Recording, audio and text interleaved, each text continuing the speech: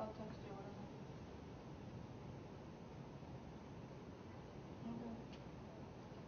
Good afternoon, everybody. This is Pass the Dream Act, how the student immigrant youth is leading the immigration debate. My name is Tanya Matos. I'm a dreamer, I'm a Bolivian and Jackson Heights activist as well. So what I'll be doing is basically paneling and trying to keep time limits of the speakers, and any questions afterward should be reserved for the end. So our first speaker will be Karen Savage. She's a second generation immigrant youth organizer, active in the movement since 2006. She joined the New York State Youth Leadership Council in 2007, where she has served in all areas of organization and is now its development coordinator, primarily working on the policy legislative aspect of END, education, not deportation, cases since 2009, as well as the Dream is Coming project and other DREAM Act efforts in 2010. Kieran is committed to the recognition and self-determination of undocumented youth and immigrant families. Okay. Great. I don't know if we should have everyone else in the room introduce themselves since we're such a small group. Sure. So since we're a small group, we like to go around a little bit, the audience, to introduce yourself. Perhaps you want to say something, what organization you're from, and why you're interested in this topic. My name is Hussein Ahmed. I'm a student here at Case University, and I just thought it would be an interesting topic to talk about.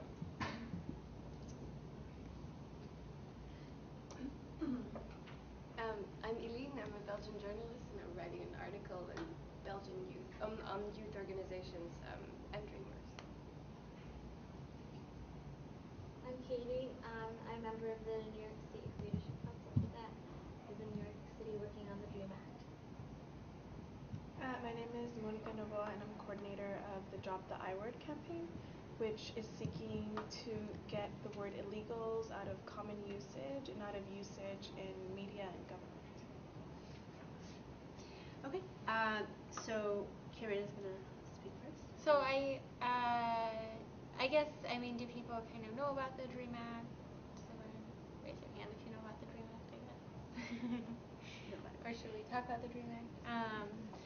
So I have been working for several years with the New York State Youth Leadership Council, which is the only immigrant youth-run, primarily undocumented youth-run organization in New York State. And we do a number of things.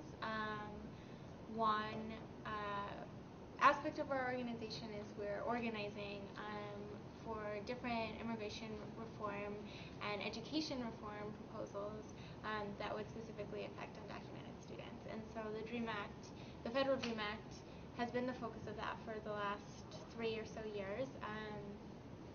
And so we worked in New York State to educate New Yorkers and to gain the support of both New York senators and the vast majority of the New York congressional delegation.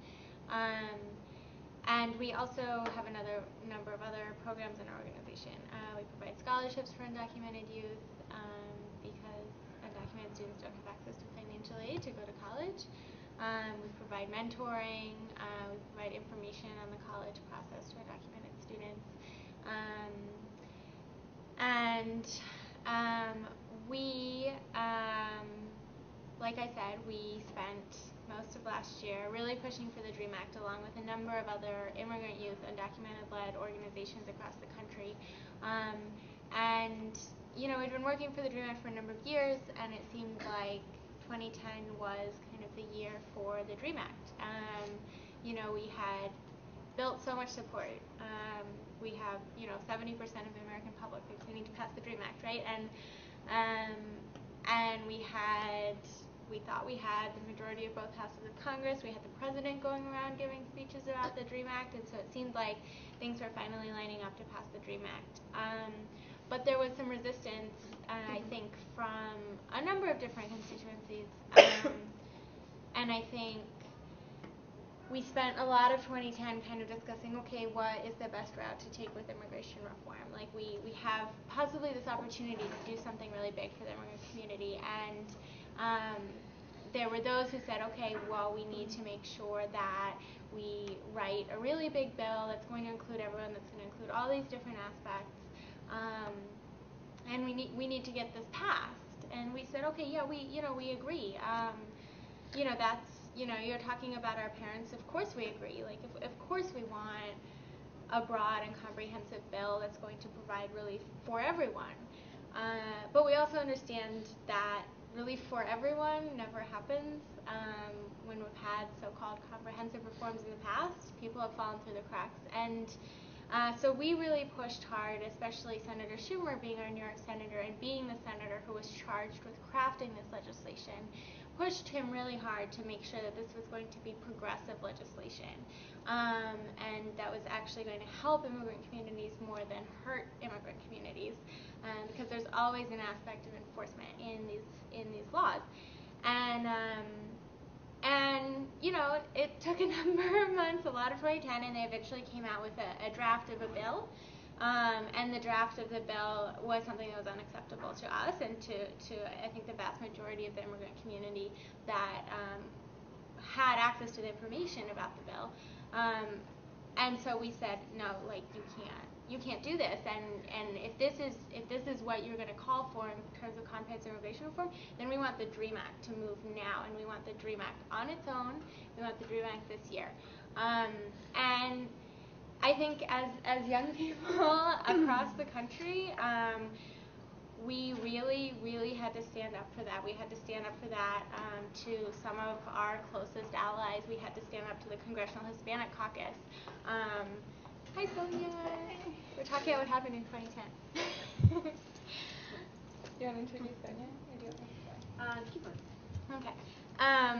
And so immigrant youth decided, okay, this movement cannot continue to be led by politicians, by elected officials, and by people who maybe have very good intentions but are not necessarily connected to these communities. And we are these communities, and so we're going to take ownership and leadership over this movement. And so Undocumented Youth came together a number of times, talked about, okay, what can we do? How can we really challenge this system? And one thing that we started doing was saying, okay, none of our friends, none of the members of our community, no dreamer is going to be deported, right? Because it's not right. We're going to pass the DREAM Act this year, and so we need to make sure that nobody gets deported. So we started a campaign, an organization, I don't know what we should call it, called Education Not Deportation. We have a website, it's nnow.org. And we started fighting every case that we heard about of a dreamer who was in deportation. They were in final stages of deportation. Every lawyer would tell us, there's nothing you can do, there's nothing you can do, this is the system, there's no flexibility, there's nothing you can do. And we said, no, there is something we can do. We are a community of young people, and there is something we can do. And so we came together. We fought those cases. We fought them locally in states like Kentucky. We fought these cases, right? So we had campaigns of people calling DHS, and still to this day, not one of the students whose campaign that we took up has been deported. So I think that spoke to the enormous power that the immigrant youth movement does have when we kind of stand up and fight for it. So we tried to take that energy and say, okay, so now how are we going to move the DREAM Act forward? And so in May of last year, a project was started called The Dream is Coming, and I should be wearing my Dream is Coming shirt today, but I'm not. And so The Dream is Coming is basically a group of undocumented students and allies from various organizations across the country got together and said, we have to really shake up this movement and find some way to have people understand the urgency of what's going on, or rather of what's not going on, that the DREAM Act's not moving, that immigrant rights organizations are not rallying behind the DREAM Act, that the Congressional Hispanic Caucus is not rallying behind the DREAM Act, and how could we push them? And how can we say, you can't do this to us? And so a group of 4 undocumented students came together and said, we're gonna do an action that's going to change the dialogue, that's going to force people to step forward. And so 4 undocumented students went down to Tucson, Arizona, right after SB 1070 was passed and signed, Ellis, and sat in the office of Senator McCain, and said, Senator McCain, you used to support the DREAM Act, you should support the DREAM Act, and everybody who's watching us, you should be supporting the DREAM Act too, and we are going to sit here, and we're not going to leave until you all support the DREAM Act, you move it forward, you make this happen for us. And so those 4 undocumented students, they were from Michigan, Missouri, California, and who am I forgetting? I'm forgetting someone. Illinois. And so they were arrested. They were put into deportation proceedings. They're still in deportation proceedings. But they kind of ignited a movement of immigrant youth saying, look, we're not going to take this anymore. Any day we could be stopped on the street. We could be going to school. We could be going to work. But any day we could be deported because nobody is moving the DREAM Act forward. And so we're going to really take this matter into our own hands. And so I feel like this is a good time to transition to Sonia, if that's okay, because as this went on, it kind of spread to a number of actions that happened, and Sonia was a leader in one of the major actions that happened to push the DREAM Act forward in 2010. So I'll let you talk about that. So hi everybody, community. My name is Tanya. I am also part of the New York State Youth Leadership Council, and I think what happened in Arizona, like Karen said, it ignited. Can I give like a brief bio of you? Oh, okay, yeah. So, this is Sonia. She's a dreamer, activist, artist, community youth organizer, and a undocumented poet. She's a core member of the New York State Youth Leadership Council, a youth-led organization that works on improving access to higher education and creating equal opportunity for immigrant youth regardless of immigration status. Through leadership development, organization, and advocacy, Sonia currently attends Hunter College as a double major in African, Puerto Rican, Latino studies, and women and gender studies as well. Continue. So yes, so that's my bio. So like I said, like Karen mentioned, what happened in Arizona ignited this like just energy into like the immigrant youth movement, and then that led to like hunger strikes, which I think started in where was the first hunger strike? Kentucky. So Kentucky had a hunger strike. New York decided to jump on board as well with the hunger strike. We were outside of Senator Schumer's for 10 days. 10 days, 10 nights. We were there. Rain and shine. Some of us got sick. And we were there. Following that, there was other people who started a hunger strike as well in North Carolina. Immigrant youth as well, undocumented. And there were tons of actions, but I think one of the biggest like high points of that summer of last year was it was like a week of action of taking over the Capitol Hill. We just invited all dreamers, all immigrant youth from across the country into DC. So it was like a lobby day, 3-day lobbying, participating and sharing stories. And on that Tuesday, 21 of us from across the country, from different states, decided to, this is enough. We have to show the urgency of why we have to pass the DREAM Act, why we have to do this. We can't wait anymore. We've been waiting since 2001. So 21 of us, 10 of us took over kind of the lobby of the Senate building. We decided not to leave until, our representatives, especially Schumer and other people who have always been on the defense of like, yes, I want DREAM Act, but behind the scenes have not been working on it. We wanted to push them. We wanted the Congressional Hispanic Caucus to also come and support. And then we had other students who went to the office of Senator Reid, and then Senator McCain again. Senator McCain again. So 21 of us separated into different locations of different senators, key senators. And what ended up happening is that we all got arrested.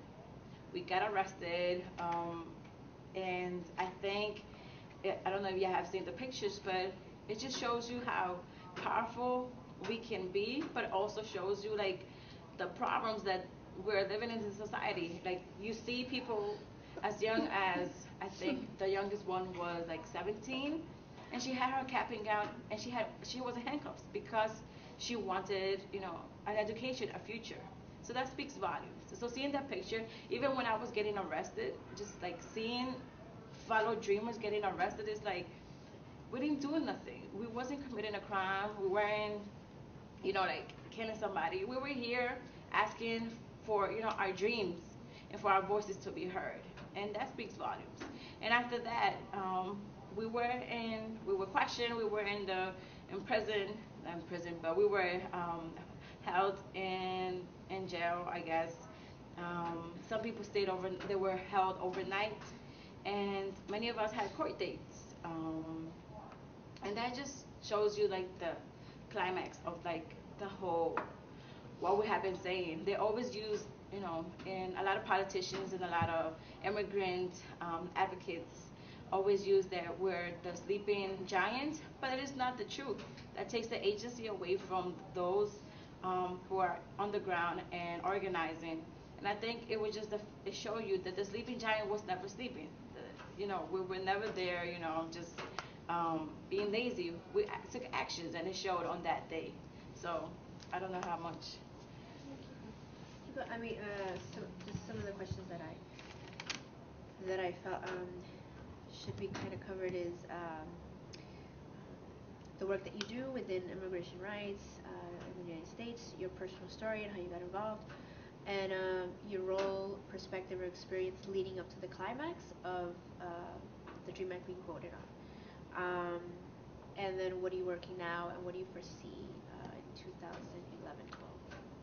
So when I graduated from high school, I had no community. I had no place to go and say, I'm not the only undocumented person in the room. I went to a predominantly African American high school, and I had lovely friends, but they didn't know what I was going through when it came to college applications. I think when I went into college, I was able to find that space through the New York State Youth Leadership Council and just organizing and to partaking in some of the Get Active trainings, and then working on other projects. And I think my story is that I always felt that my story has never been told, that it always was a politician speaking on my behalf, or it was somebody else, telling my story or telling me what's best for me. And I think when you get into a community like the New York State Youth Leadership Council, in a community where it's run by immigrant youth and they're at the forefront, you feel at home. And I felt that my story of, coming here at 5 years old and, growing up in Harlem and seeing my parents struggle was mirrored in front of the other members. So I wasn't alone. And I think within the immigrant youth movement now, I think it's a big community. You ask any of us, we always calling each other to see if we can sleep over somebody's couch. And that just speaks volumes of how tight we are. We're texting each other and BBMing each other. These are people I've never met face to face, but we're a family across the states and across state borders and stuff. So I think the vote coming on December, it was a strong moment. A lot of our young members were just very excited. And I was just waiting for this. I was like, this is the time. Fortunately, we saw that, we didn't get, by a slim chance, we weren't able to get those enough votes. But leading to that moment, I think that we made a big impact on politics. I think politicians, I think everybody from historians and scholars, they knew that we were shaking things up. And I think until that moment, I kind of didn't embody it. But after that, after crying, after seeing everything, it wasn't like we were going to give up. We didn't, see the loss of the votes and say, forget this, we're coming back. Actually, we were rejuvenated. That night, I think we got together and, said some words. But we kept organizing. And until now, we've been organizing statewide. So now we have launched the campaign to pass the New York State DREAM Act. And this Friday, we kind of ended the coming out week for across the states. So I think we're going strong. And I think my story, like I said, finding a community where you can tell your story is key. And we have done that. And we have empowered our community where people had lost hope on us. So next is Monica. Monica,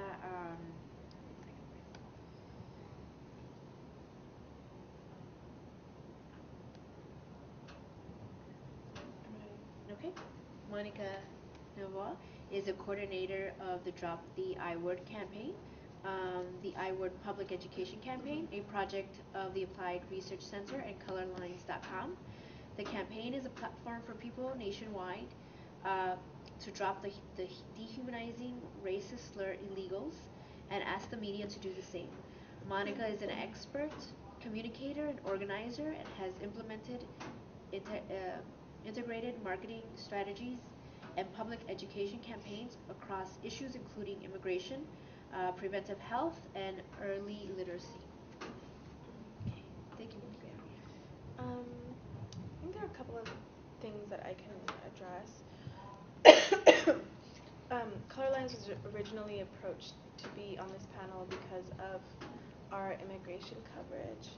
And so I just wanted to say that we have a really great editor at Colorlines, Kai Wright, who makes sure that we're always covering immigration broadly and flashpoints that happen. And I think that the writers at Colorline do a really great job of doing that.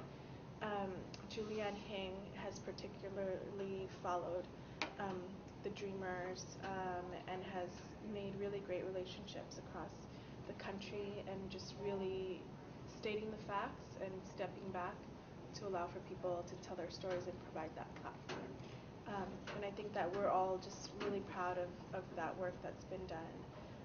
We also have Seth Freed Wessler, who has covered the detention dragnet a lot. So how is it that families get caught up in detention and how broken that system is right now and what's happening with that.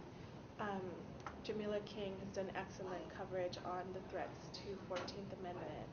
And then we have Hattie Lee, who has been tracking kind of graphically how SB 1070 copycats are springing up across the country. So I think the team as a whole really rounds out the coverage on immigration. At Drop the I Word, my writing, particularly on immigration, is primarily on language and the importance of language. The Drop the I Word campaign is all about humanizing people and about bringing everyone back to ask the question, what are our values? The I word, the word illegals, is a slur. It's a racial slur. We see it particularly applied to people with brown skin. So when we're talking about when people on the news talk about quote illegals, they're not usually talking about white European or white Canadian immigrants. They're most often talking about Mexican, Central American, South American, Caribbean, Southeast Asian. They're looking at people with brown skin, people from Africa, people of color. So we at Applied Research Center and Colorlines have a racial lens on what's happening in the world and want to give folks the tools to make racial justice happen.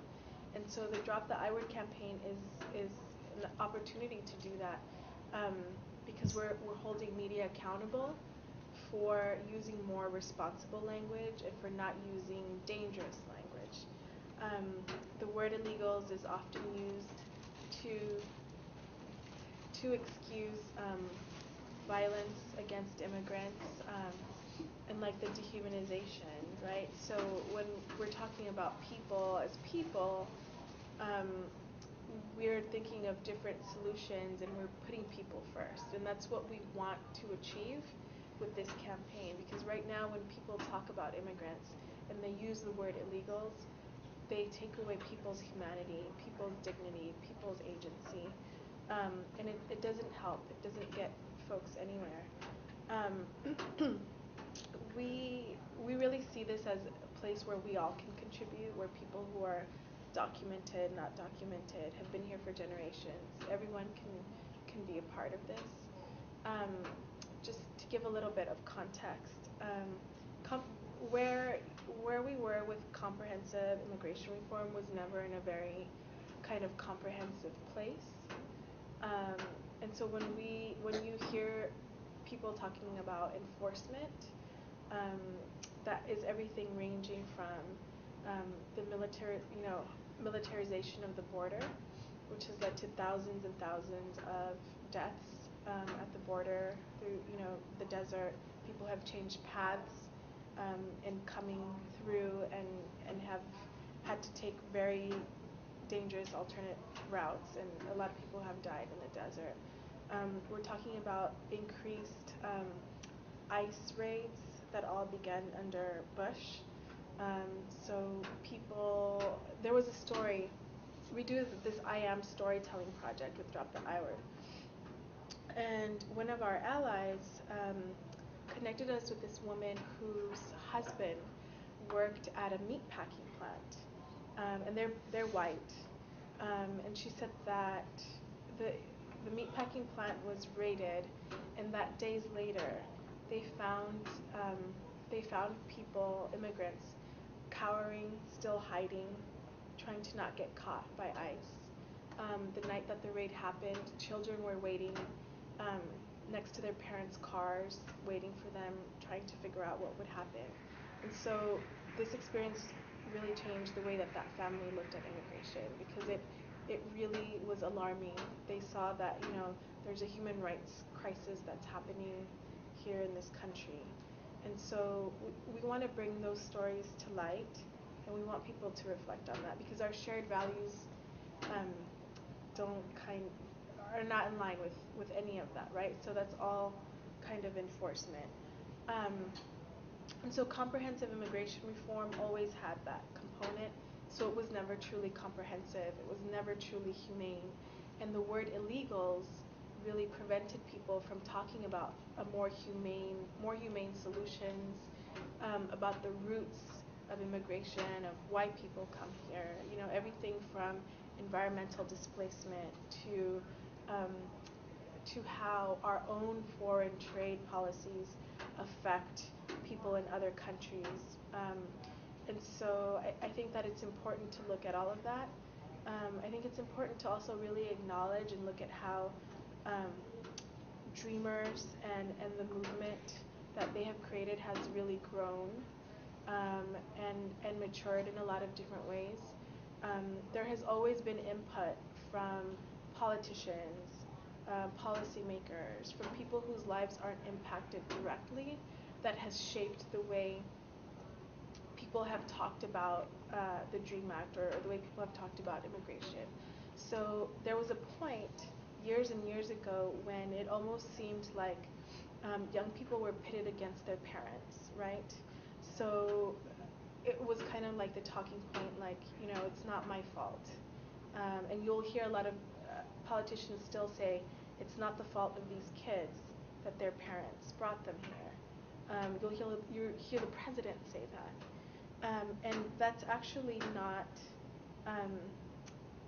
I think that the Dreamers now have moved away from that.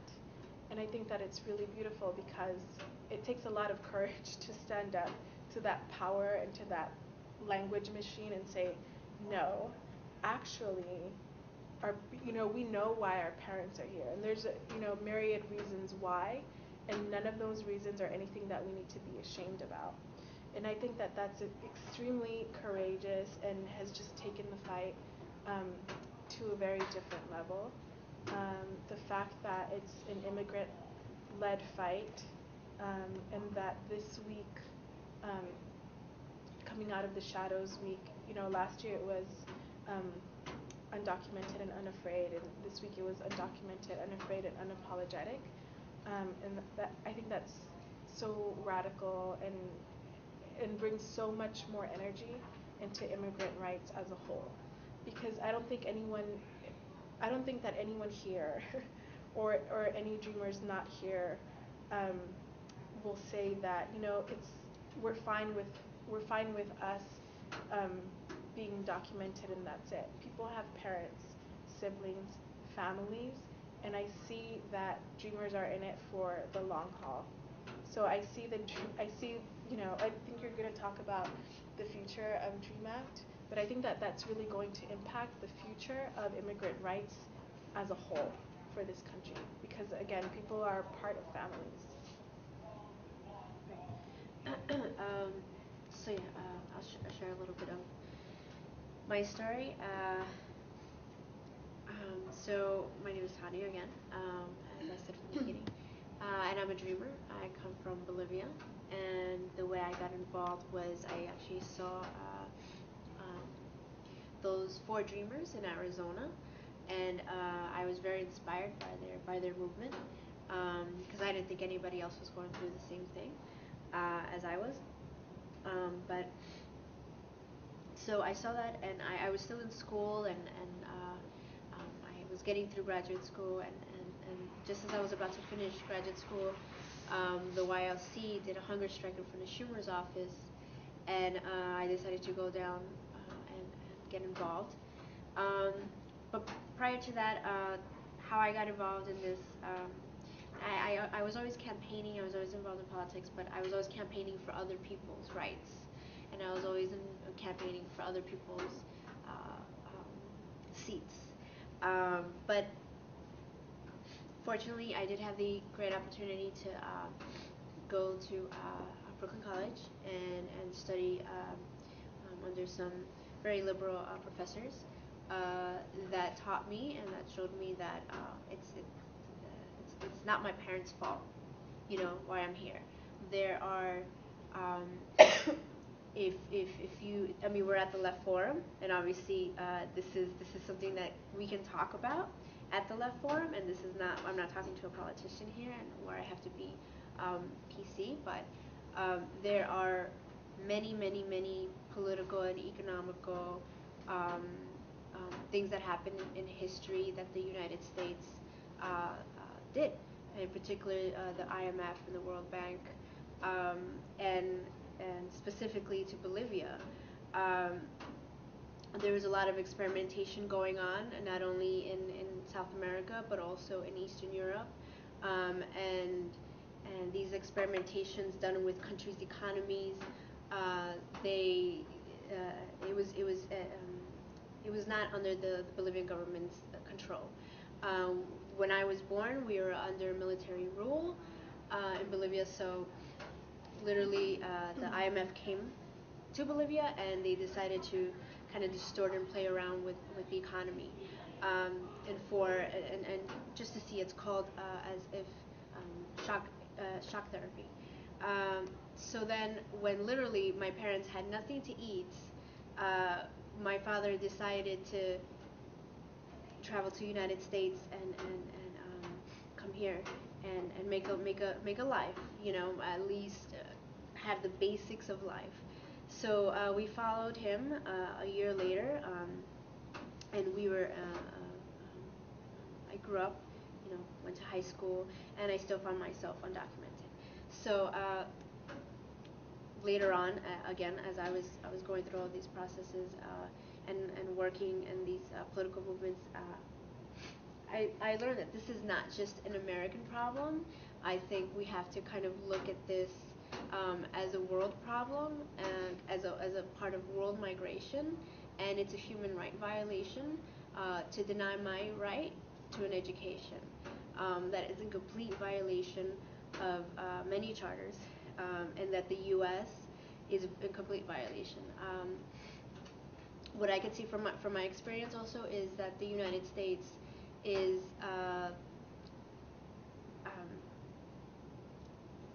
and it is not looking at the whole picture. They're not willing to accept. They want to bring on globalization and neoliberal policies that are transnational, but they don't want to accept that economies go around the world, businesses and industries travel the world, but they can't accept people as working people traveling the world as well, part of that globalization movement, and into the United States. And many of these politicians, we feel like they don't have a backbone to recognize that, and so that's why we became active and as activists to fight for our rights. So then now, what I'm foreseeing in 2011-12 is, well, in light of like what's going on with Arizona and all these policies, anti-immigrant policies in the United States, my mother's undocumented. You know, I'm not in this just for me. I'm in this for my family and for my community. So I'm not going to stop fighting just because the DREAM Act is going to pass. I'm not going to stop fighting for my mother. So what we came up with is the New York State DREAM Act, which is a policy we feel that is going to fight against the SB 1070 bills across the country and in Georgia and many of the southern states.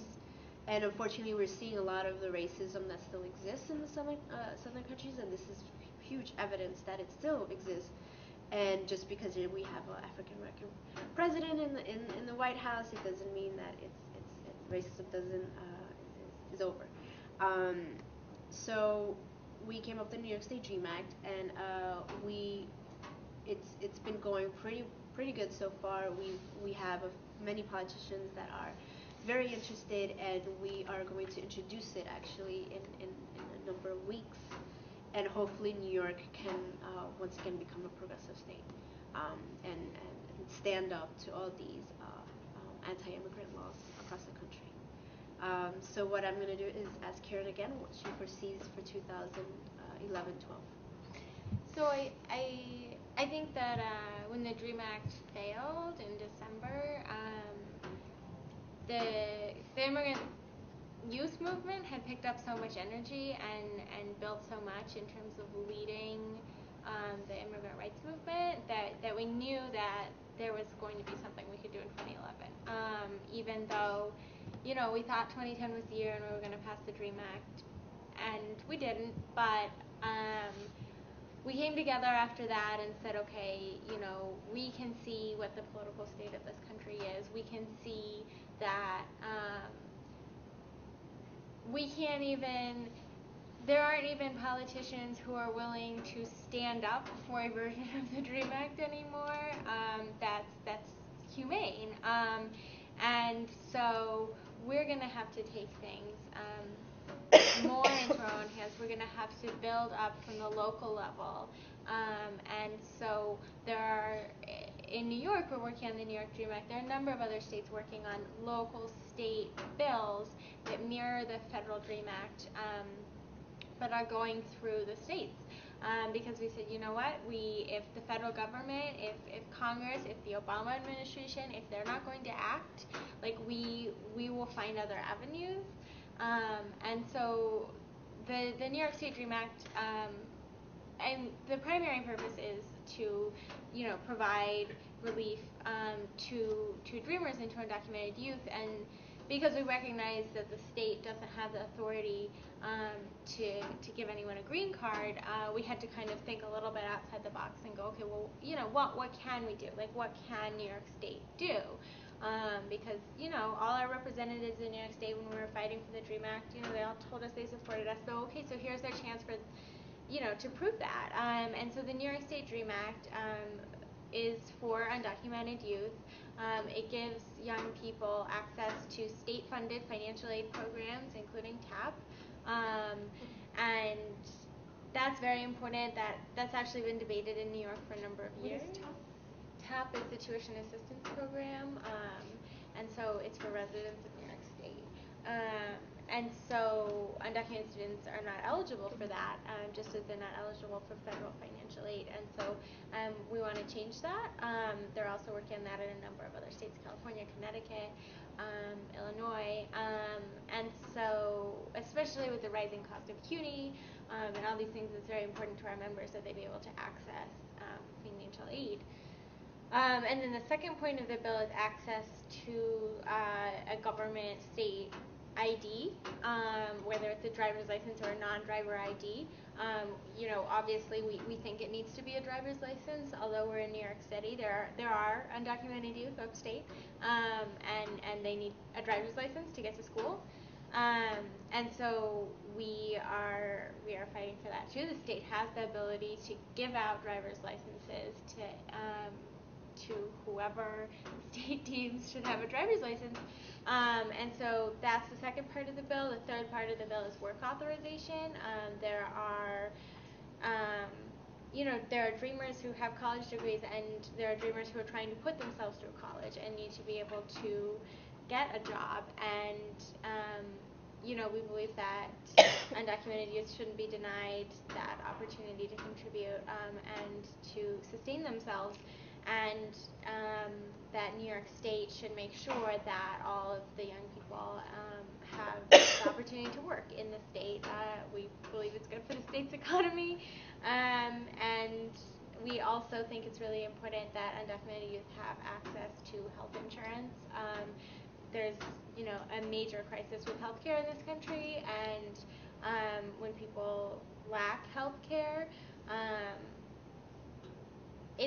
it's an inhumane system where not everyone has access to healthcare, and so we want to make sure that we include undocumented youth in our health insurance programs in the state.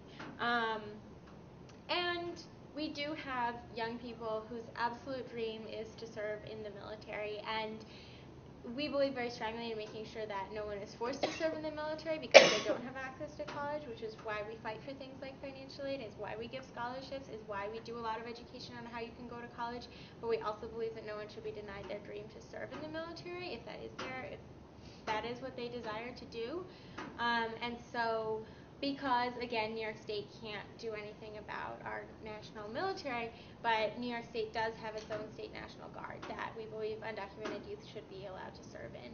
And so those are the components of the bill that we're proposing, and that hopefully will be introduced in the next week or two in the New York State Senate.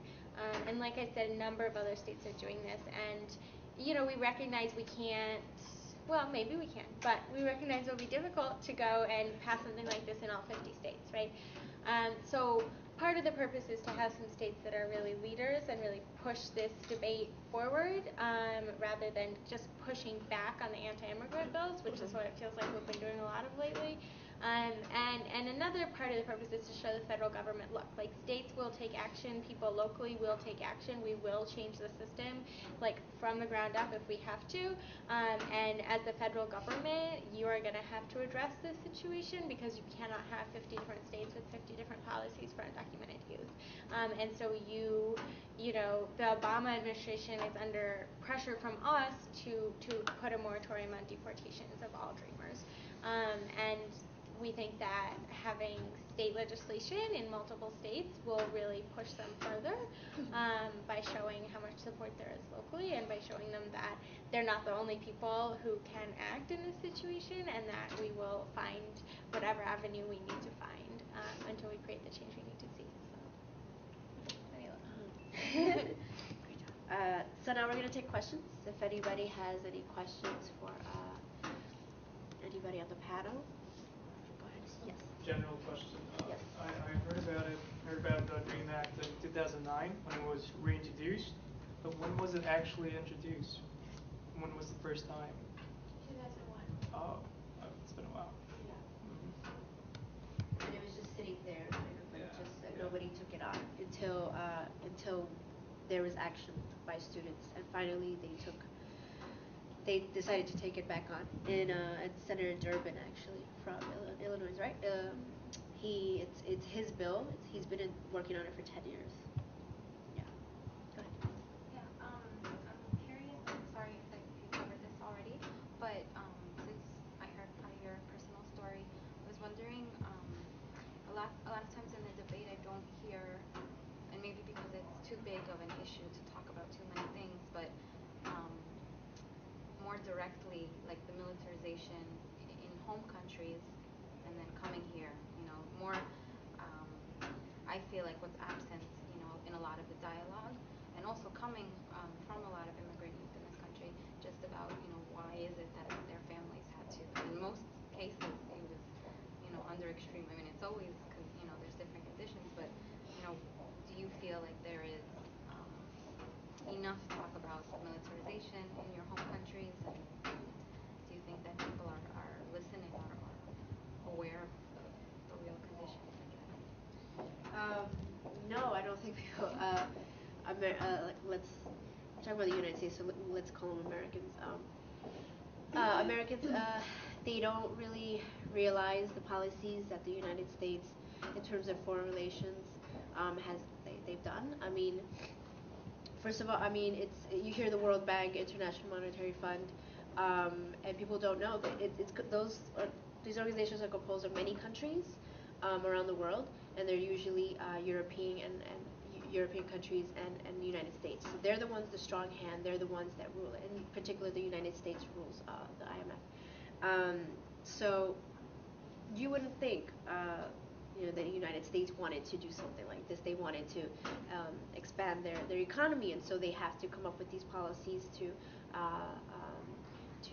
bring more fruits and more food to their country, cheaper food and things like that. So they come up with the North American Free Trade Agreement, the Dominican Free Trade Agreement, now the Colombian Free Trade Agreement, now the Peruvian Free Trade Agreement.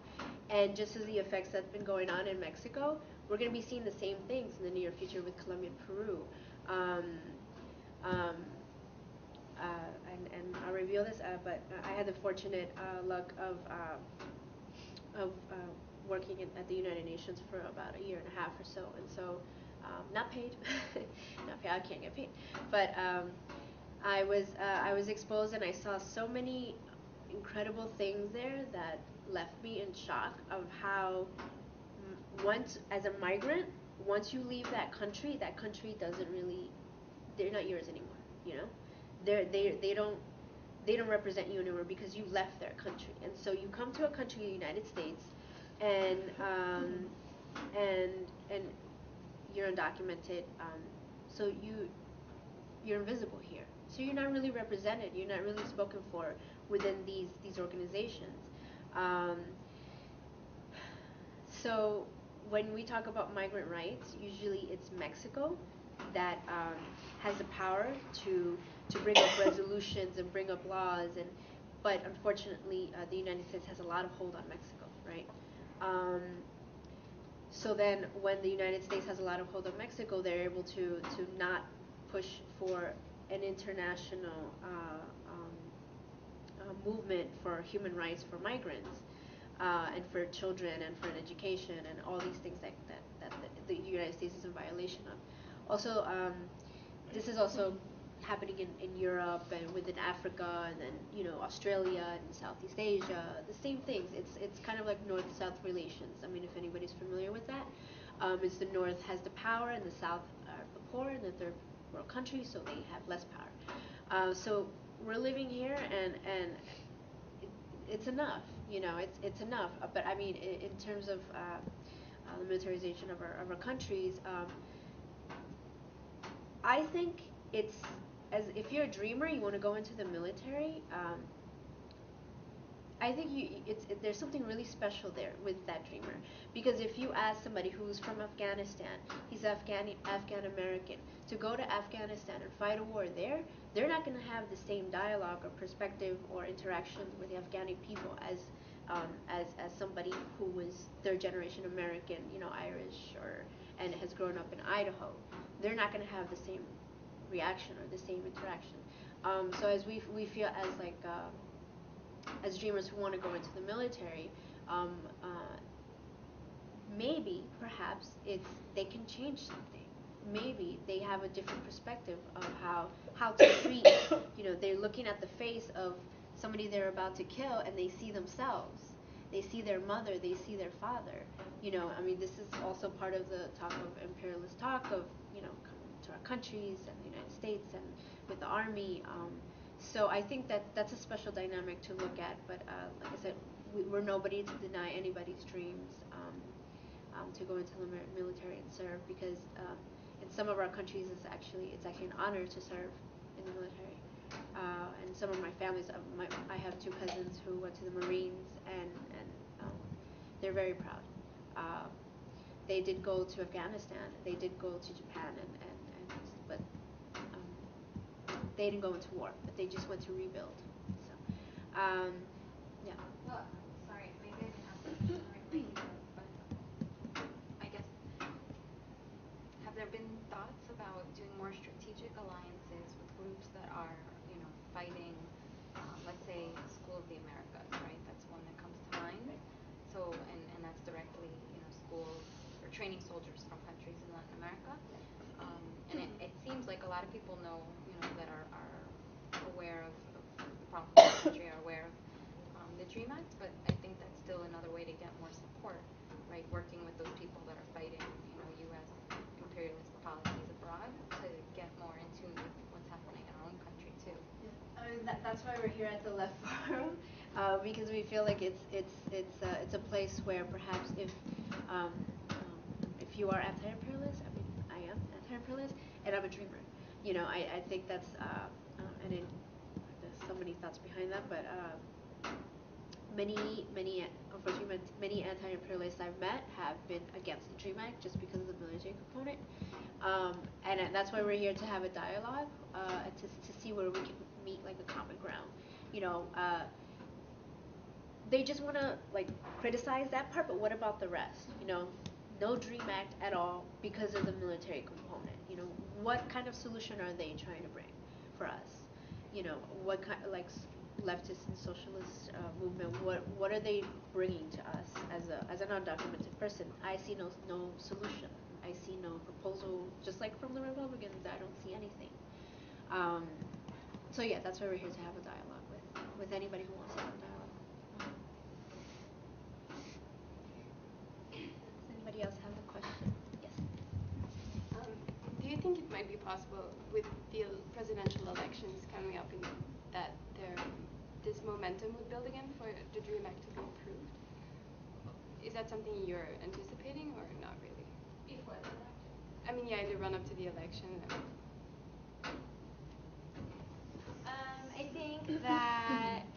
I think that the Democratic Party understands that they need the Latino vote, and that they have done nothing on immigration.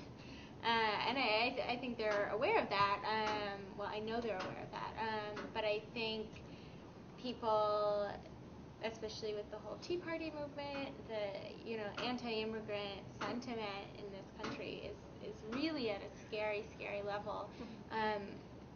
When youth were doing their coming out events in Chicago, in other places, I mean, young people were directly threatened, the death threats from white supremacist groups. So I think that is also playing out, and I think that people are shying away from immigration as an issue, and I think we're going to continue to see people walk away from the immigrant community as we get closer to the elections, unless the immigrant community can really get out in front and say, we are not going to get out and vote for you in 2012 unless you show us something. You promised up and down when we voted for you for president, right, that we were going to have immigration reform, and instead you're deporting more people than ever before. Why should we go out and vote for you, right?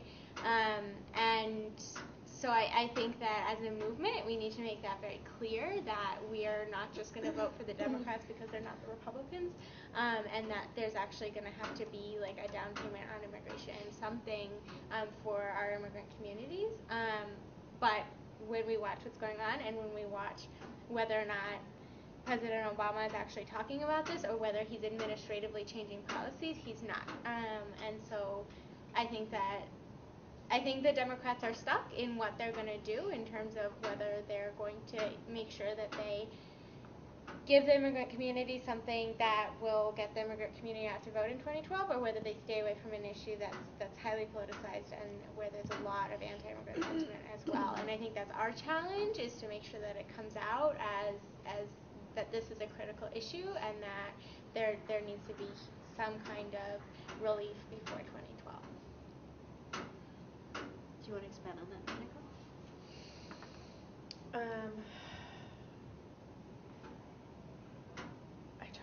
I try not to be too skeptical about this, because I think that in the next couple of years, there's going to be a lot of alliance building, which I think is really necessary, because people need to see this as everyone's issue, because it is everyone's issue. We're quickly approaching a time when people of color and young people of color will be a large majority. And so what is the message that we're sending around that needs to be addressed? And then I think that there's a lot of strategizing going on around a lot of different things right now. The Drop the I Word campaign is partly, it's really necessary and really crucial because part of what happened during comprehensive immigration reform was that you saw Democrats and you saw advocates in Washington, D.C. calling people illegal immigrants or going along with that type of language, so dehumanizing people at the same time as they were supposedly trying to move things forward, and it just doesn't work that way. In the 80s, in the 1986, when the 1986 IRCA laws were passed, there was a large campaign called No Human Being is Illegal, which was started by the sanctuary movement. And the thinking back then, the framing back then around immigration and immigrants was completely different. And I think that we can't let Washington dictate again what we can and cannot talk about and how we tell our stories. Like, that can't happen anymore. Because what happened was that we got SB 1070, we got 287G, we got secure communities, and all of a sudden these people who had all of the money from foundations and just from a bunch of different places to do the work in Washington were like, oops, we should have been on top of this to begin with. And now they want to come on board, and at the 11th hour, and the president at the 11th hour to be like, oh, hey guys, okay, let's do this, let's send out the emails, let's whatever. Well, you know what, it's really late. And that's not fair. But it's okay, because people are continuing, and a lot of times, this really sucks, but a lot of times, 2 steps forward will sometimes bring people 1 step back. But what happens is that movements become way more radicalized that way. I imagine that a lot of people who were fighting for comprehensive immigration reform and saw its failures and saw that too much was given away, that too much was negotiated, are maybe now to the left of that now and are thinking completely differently about things. And I think that we have a lot of work to do. Humanizing folks is first and foremost something that will help, and that I hope that everyone who's working on immigration reform policies across the country can leverage what we're trying to do with Drop the I Word. I think that as communities of color, we can't be afraid to hold other representatives of color accountable. And I think that we're fast approaching a time when more and more people are going to be calling out the president for the mass deportations, for not doing something about immigration the way that he said that he would. And people are going to start paying political prices for that. And I guarantee it. Have you guys, do you guys have any kind of your own media platforms that you're using, like, you know, a youth immigrant radio station or TV, anything? Have you guys, or is that something that you would consider? No, we do. We were on the news, you know, all the time, I think. But it's just it's mainstream media doesn't want to talk about this yet. You know, they don't want to talk about it. So like making your own, you know, like on YouTube. Yep.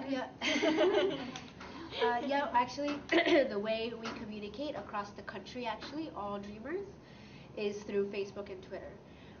That's the fastest way for us to communicate instead of calling each other, you know, sending snail mail. We just Twitter, and we create movements there too. I mean, we recruit Dreamers through Twitter and Facebook, and I have so many friends from across the country I've never met, but I know that we're connected in that way. And you know what? I'm so happy I made this connection, because once immigration is Dream Act is passed, and immigration reform is passed, you know, and we made those connections already. I can imagine what else is to come.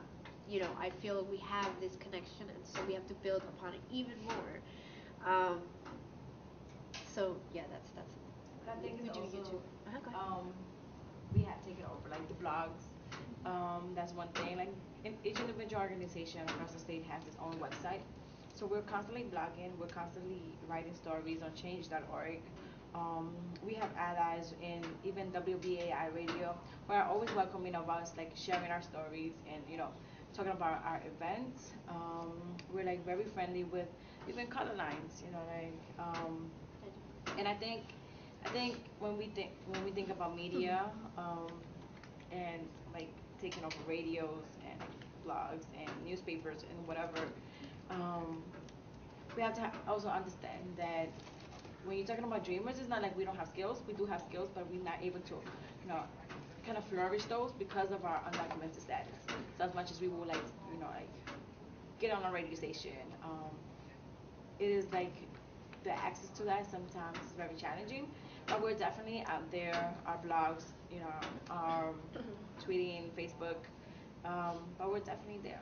There's a presence there. And talking about that a little bit, actually, since many of us are in college or graduated college and we have all these skills that we can't use, it's almost like we're kind of thinking about creating an underground economy between us, where it's we do something in exchange for something else, and if one person has a business, we can work through this company organization of a dreamer and do things like so. We're creating a movement within a movement, which is an underground economy actually that we're kind of looking at. Yeah, we all have skills that unfortunately we can't use and give back to the United States, but we can serve each other. We can just that sort. So we're getting close. We have like 4 more minutes. Is there anybody else with questions or any comments that you want to make, or any feedback of our movement? What can we do better, or what would you like to see, or Well, I know that there's a lot of people that it's like a fad, I think, in a lot of colleges where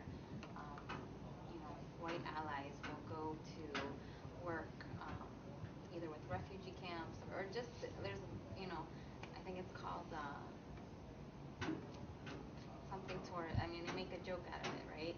Where it's like you're going to another country to help out, right? And unfortunately, no. No, but it's like the mentality that like someone from the United States will go to. the Harvard boys are coming to save us or something? Yeah, I mean, whatever however you want to call it, but yeah, I'm not familiar with that, but and I think that sometimes those people have a lot of skills that they could use here in helping strengthen movements like this in our own country. So, the first thing that comes to mind is like radio infrastructure. There's a lot of people in this country that, different groups, not that many, but that go to other countries to help, local groups with their own radios, like to build a radio station, right?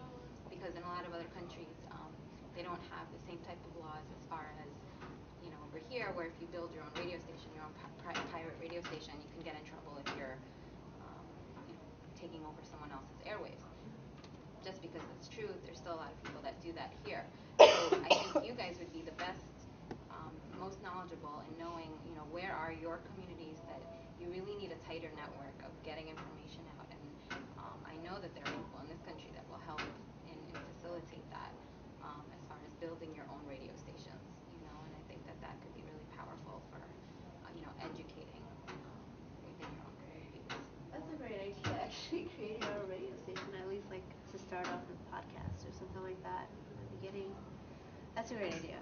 I didn't think about that. I think the most crucial thing. It's a little bit dangerous, right? Because it is illegal, right? So, but that's why if you have it with people, you have a good network. Yeah. At the same time, when people go to other countries to build these radio stations, they get torn down a lot of the times right away by the military, because it's usually people that are fighting over land rights, over really serious things.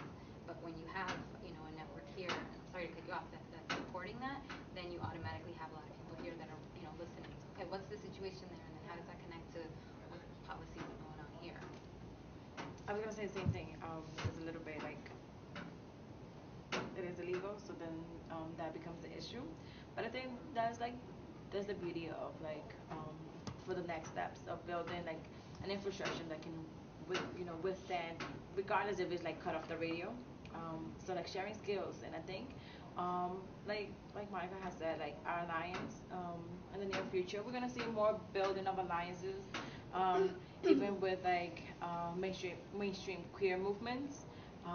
And even like throughout, like when the Dream Act was like coming up for a vote, I was still surprised that a lot of the women rights, mainstream women's rights coalitions were not standing up for the education of women that are dreamers. And I saw the lack of that, and I never understood it. As a feminist, I was I was surprised that that was not like something being discussed. That the Dream Act.